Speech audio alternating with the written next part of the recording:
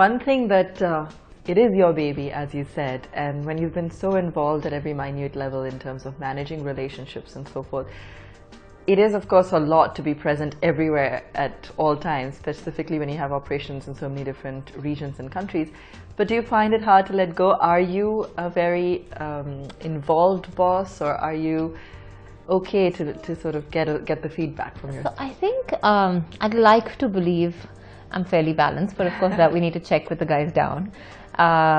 You know, I think as entrepreneurs, I think where experience really comes out is knowing where to get your hands dirty and where to back off and let somebody else take the lead. And I think that comes through by understanding the strengths of your team, knowing what they can do well without your involvement, and knowing where your involvement is necessary.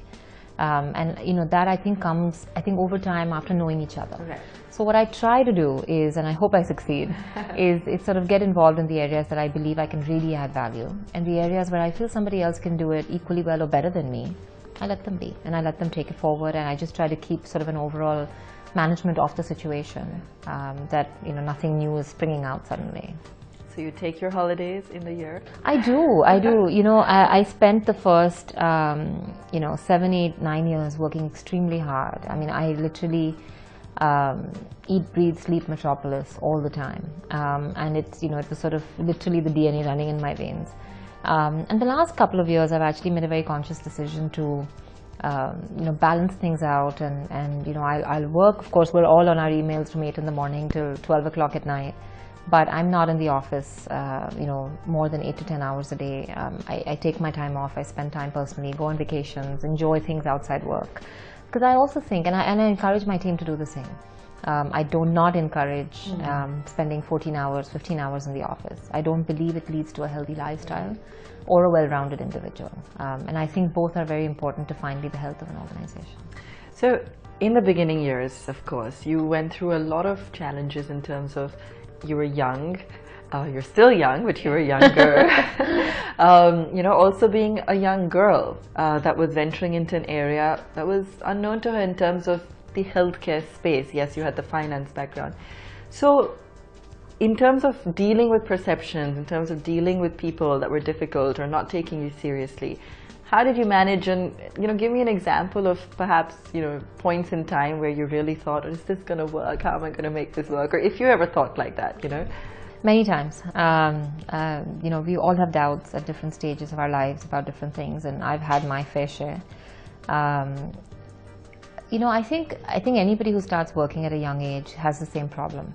You don't get taken seriously, or sort of the bottom of the rung, etc. I guess the difference and I started the same way. I never came back and joined the lab as the boss. I came back and I started customer care, trying to understand customers' feedback, trying to get a real sense of what's happening on the ground and get a pulse of the situation. I didn't have a place to sit. You know, I literally used to wander looking for a free chair sometimes to sit down. So, you know, I think that the young bit, I think everybody faces the challenge. Being a woman in India, you'll probably know yourself, everybody faces the challenge of once you're, you know, marriageable age, everybody's like, oh, are you going to quit now? You know, it's time to look at other things.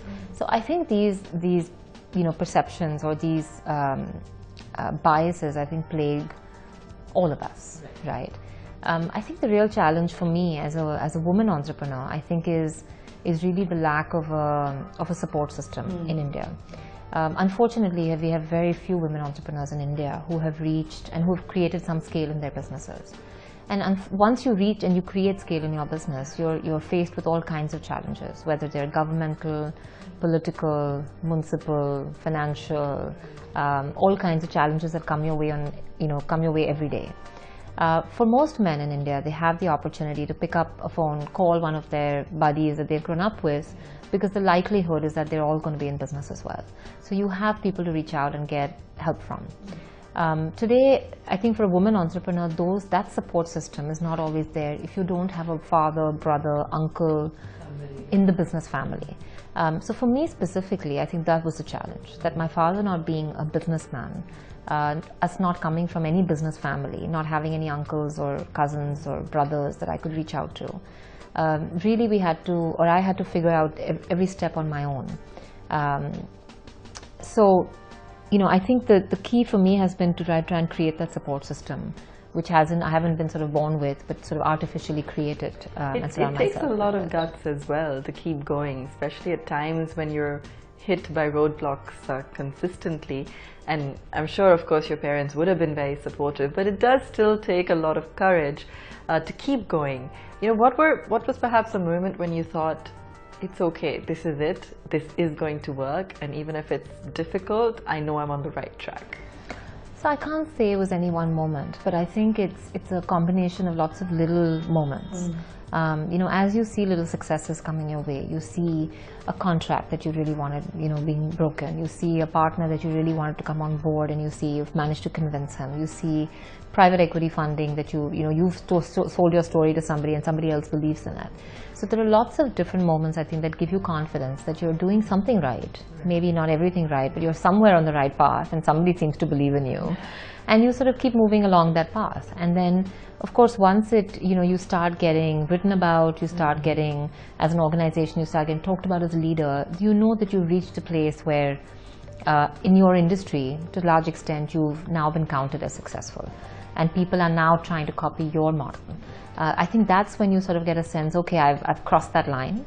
And now I know if I just keep doing what I'm doing, and I keep my head down and work really hard and keep the organization on the right track, hopefully you don't get derailed along the way. That's the biggest compliment. And it really is, right? The minute you have somebody trying to ape you, you've got somebody trying to steal your customers, your employees, you know you're doing something right. So. As you said, we all also make plenty of mistakes. Well, off to a flying start, but what's next for Metropolis, and how is Ameera planning to stay relevant over the next few years? We find out when we come back after a very quick break. We've always chosen to be respected versus being the largest. And I think in the industry of healthcare, I think choosing to always be that last word, to be, I want a patient or a doctor or a corporate and insurance company to always say if the reports come from Metropolis, it's got to be true. Because they've done everything in their power to search for the truth.